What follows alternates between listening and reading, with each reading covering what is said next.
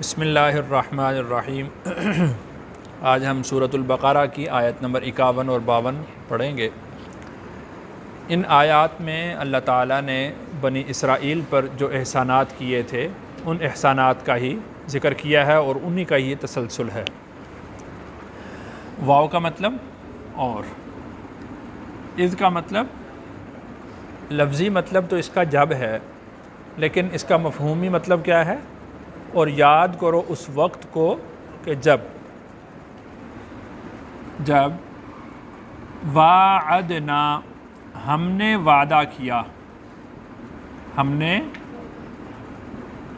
موسیٰ سے 40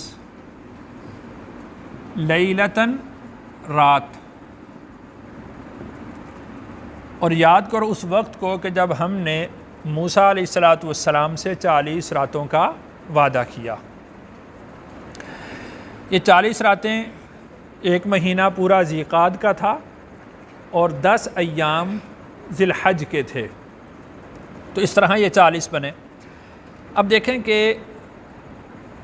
یہ جو اللہ تعالیٰ نے وعدہ کیا تھا یہ اس وقت تھا کہ جب اللہ تعالیٰ نے موسیٰ علیہ السلام کو اور بنی اسرائیل کو فرعون کے مظالم سے نجات دی، تو اللہ تعالیٰ نے موسیٰ علیہ السلام کو حکم دیا کہ وہ کوہ طور پر تشریف لائیں اور میں ان کو وہ 40 دن کا یہاں پر قیام کریں اور میں ان کو تورات دوں گا۔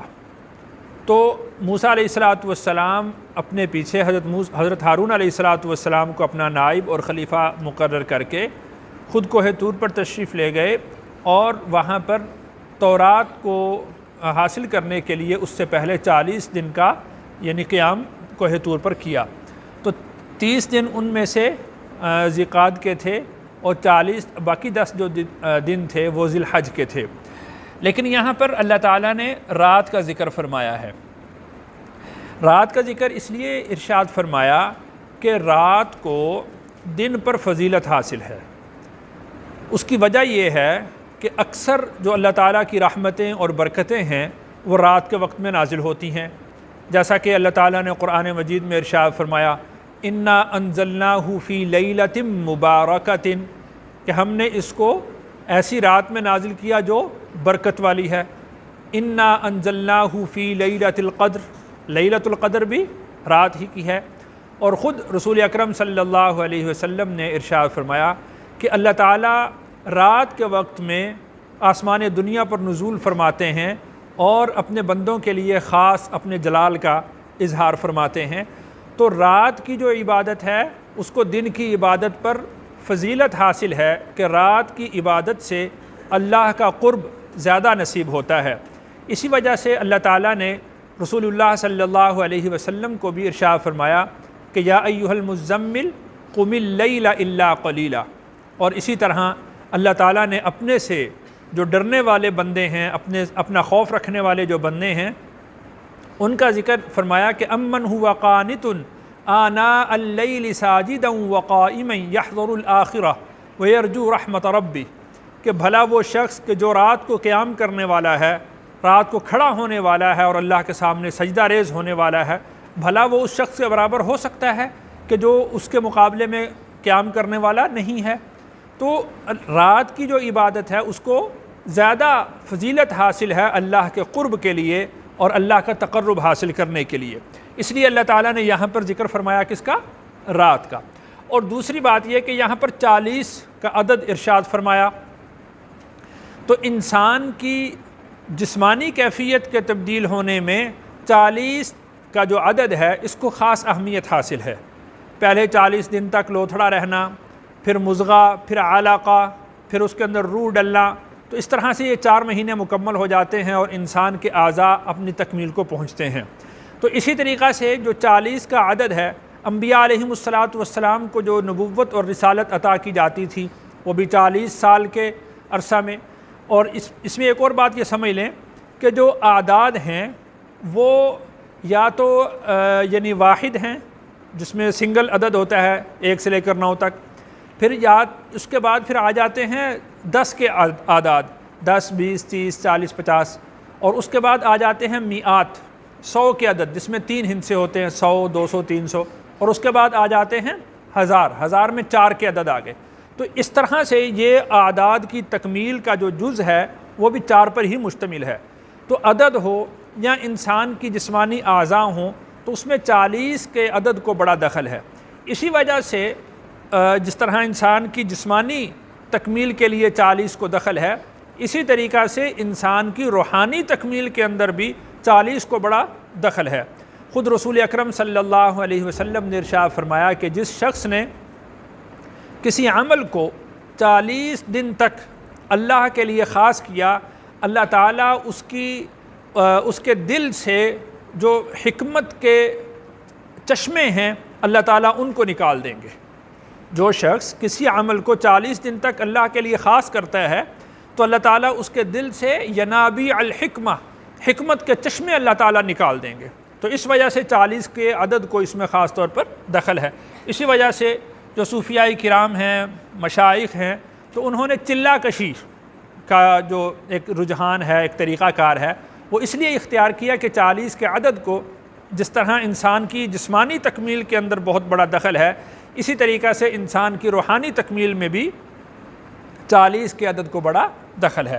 تو اللہ تعالیٰ نے فرمایا کہ جب ہم نے وعدہ کیا موسیٰ سے 40 رات کا، ثم پھر اتخذتم تم نے بنا لیا العجل بچھڑے کو، من بعدہ اس کے بعد،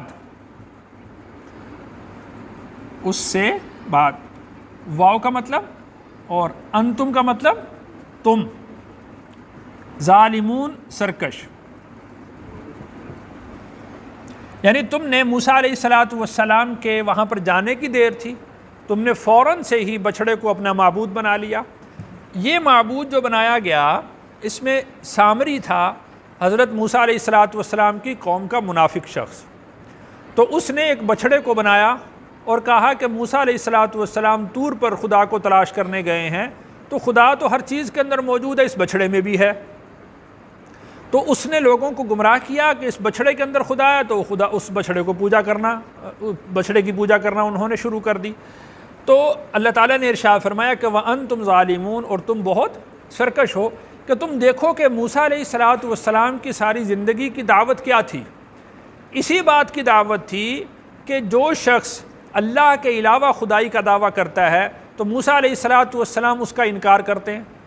اب یہاں پر اگر تھوڑا سا موازنہ کریں تو بچھڑا جو بنایا گیا وہ تو بے جان تھا، وہ تو جواب نہ بات کا جواب دے سکتا ہے، نہ کسی نفع کا مالک ہے، نہ نقصان کا مالک ہے۔ اور بچھڑے کے مقابلے میں جو فرعون تھا وہ تو بات کا جواب بھی دیتا تھا، وہ تو بات سنتا بھی تھا، اور جہاں تک اس کی قدرت تھی، جہاں تک اس کی طاقت تھی، اتنے نفع یا نقصان کا بھی مالک تھا۔ مثال کے طور پر کسی کو سزا دینے کا حکم دے دیا، کسی کو معاف کرنے کا حکم دے دیا، تو وہ پھر بھی کچھ جو ہے وہ نفع اور نقصان یا بات کو سننا اور اس کا جواب دینا، اس کا وہ اختیار رکھتا تھا۔ تو موسیٰ علیہ السلام نے تو اس کا بھی انکار کیا، اور یہ جو بچھڑا ہے یہ تو فرعون سے بھی بدتر ہے۔ تو موسیٰ علیہ السلام نے تو تمہاری جان چھڑائی فرعون سے، اور تم نے فرعون سے بھی بدتر بچھڑے کو خدا بنا لیا، بچھڑے کو معبود بنا لیا۔ تو اس سے بڑا ظلم اور سرکشی کوئی نہیں ہے۔ یہ جو انہوں نے شرک اختیار کیا، تو اللہ تعالیٰ نے ارشاد فرمایا کہ ان الشرک لظلم عظیم، بے شک شرک کرنا یہ بہت بڑا ظلم ہے، بہت بڑی سرکشی ہے۔ اور یہاں پر اللہ نے ارشاد فرمایا اور تم سرکش تھے، سرکشی کرنے والے تھے۔ تو یہ ایک انعام کا ذکر ہوا کہ موسیٰ علیہ السلام کو ہم نے اپنے پاس بلایا اور 40 دن تک انہوں نے ہمارے پاس قیام کیا۔ تو موسیٰ علیہ السلام چونکہ بنی اسرائیل میں سے ہی تھے، تو انہی کے لیے یہ اعزاز تھا کہ انہی کے قوم کے ایک شخص کو اللہ نے اپنی ملاقات کے لیے، تورات عطا کرنے کے لیے اللہ نے اپنے پاس بلایا۔ اور اس کے بعد اگلے انعام کا ذکر ہے، ثم پھر عفونا، ہم نے معاف کیا، ہم نے یہاں پر جو معاف کرنا ہے یہ ہے کہ مواخذہ نہ کیا۔ یہاں پر جو عفو ہے یہ کس معنی میں ہے؟ مواخذہ نہ کرنے میں، کہ تم نے بچھڑے کو خدا بنا لیا، ہم نے تم سے کوئی مواخذہ نہیں کیا. عنکم تم سے، من بعد ذالک، من کا مطلب سے، بعد کا مطلب بعد، ذالک اس، یعنی اس کے بعد سے ہم نے تم سے کوئی مواخذہ نہیں کیا. لعلکم تشکرون، تاکہ تم شکر گزار رہو، یا شکر گزار بن جاؤ، شکر گزاری کرتے رہو. یہ سارا اس وجہ سے کیا کہ تاکہ تم اللہ کے شکر گزار بندے بن جاؤ.